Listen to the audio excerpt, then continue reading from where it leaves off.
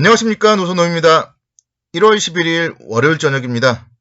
오늘은 정말 주식시장의 변동성이 컸던 그런 하루였어요. 그래서 시장이 뭐랄까 앞으로는 좀 계속 이럴 것 같아요. 변동성은 좀 커질 수밖에 없고 시장에 대해서 지금 의견이 정말 분분하거든요.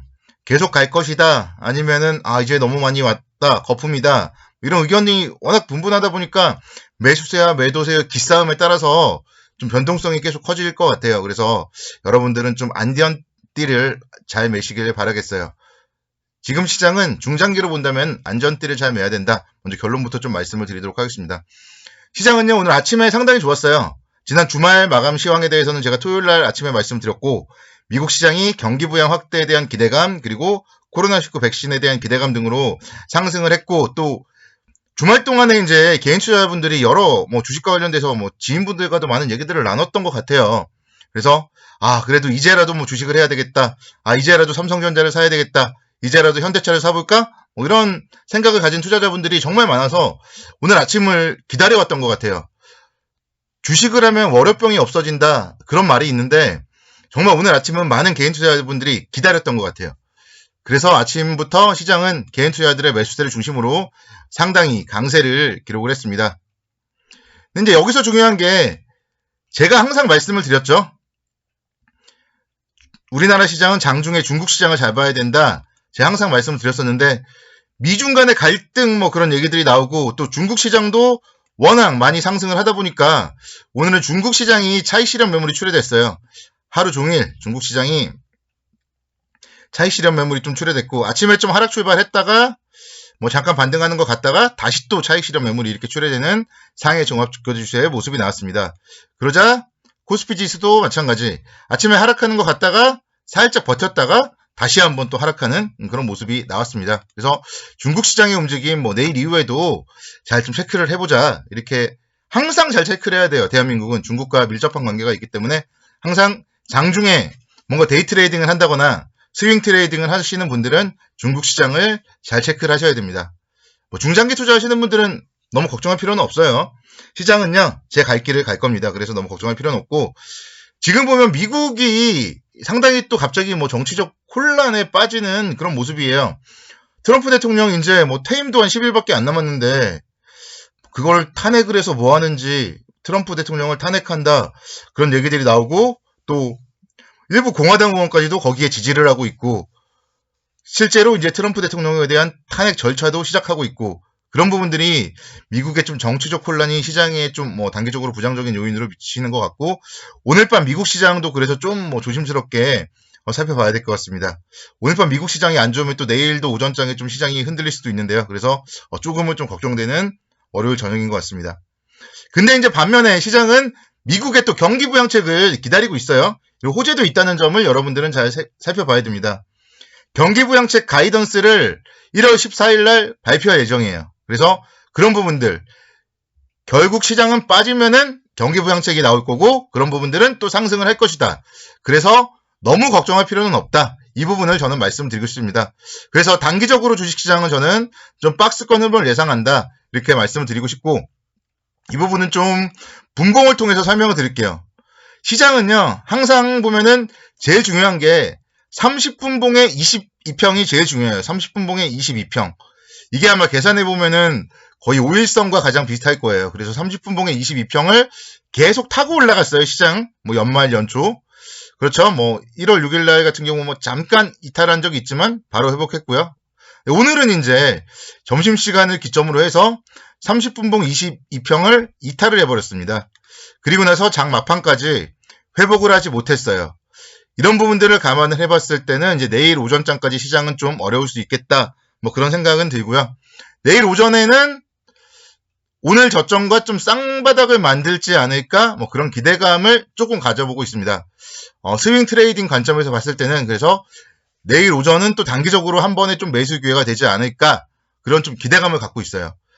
그럴 경우에는 지금부터는 이제 좀 짧게 서야 돼요. 시장은 변동성이 커진 상태고요. 오늘 이제 3266포인트라는 이 고점, 어떻게 보면 1차적으로 좀 단기 고점이 나왔다, 이렇게도 해석을 할 수 있겠습니다. 그래서 한 3100에서 3250, 이 정도 좀 박스권 움직임을 이번 주에는 움직일 가능성이 높고요. 그 피크는 미국의 경기부양책 발표, 그게 또 제일 노출이 될 수 있을 것 같아요. 그래서 그때는 또 단기 차익 실현 관점으로 접근을 하는 게 어떨까, 뭐 그런 생각을 가져봅니다. 그래서 시장에 대해서는 아직까지는 너무 걱정할 필요는 없어요. 제가 그래서 또 계속 말씀드렸잖아요. 일정 비중은 현금 비중을 유지하자. 제가 지난 일요일날 또 말씀드렸어요. 월요일날 오전에 올라가면 현금 비중 20, 30%라도 꼭 챙겨놓자, 이렇게 말씀을 드렸기 때문에 현금을 가지고 계신 분들은 뭐 내일 밀렸을 때는 한번 좀 손절을 각오하고 매수를 하는 것도 나쁘지 않아요. 손절을 각오하고. 손절은요, 만약에 오늘 저점 위에서 출발하면 오늘 저점이 손절선이 되는 거고, 그렇지 않을 경우에는 이 30분 봉의 62평선, 이 부분이 손절이 되는 거예요.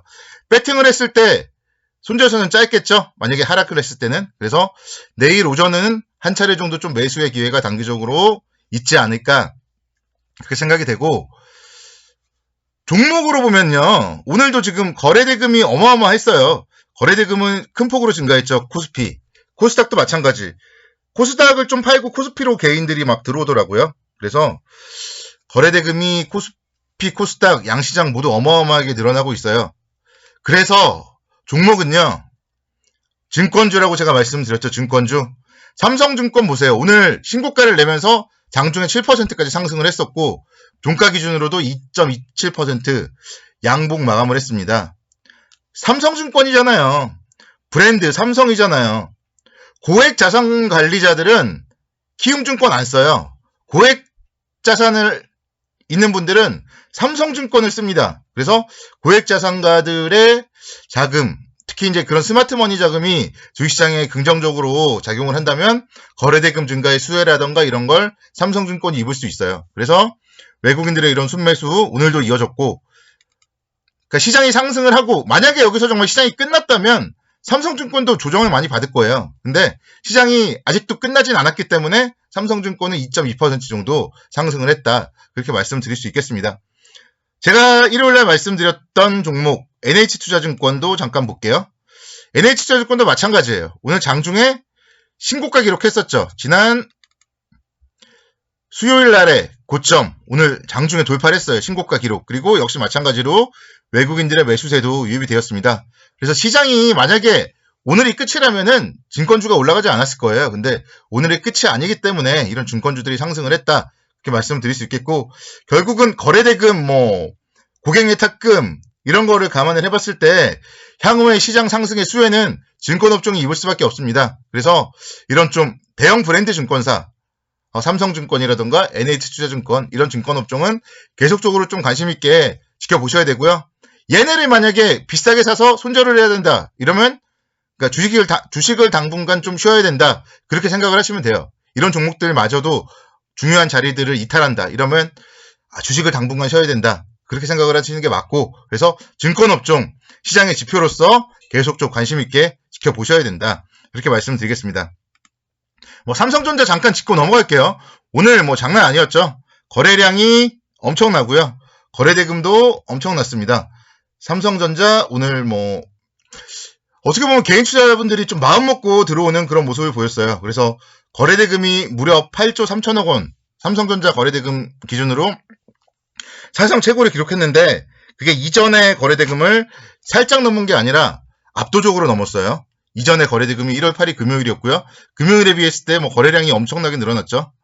그래서 이런 부분들, 어떻게 보면 좀 개인 투자자들이 삼성전자에 좀 너무 많이 들어왔고요.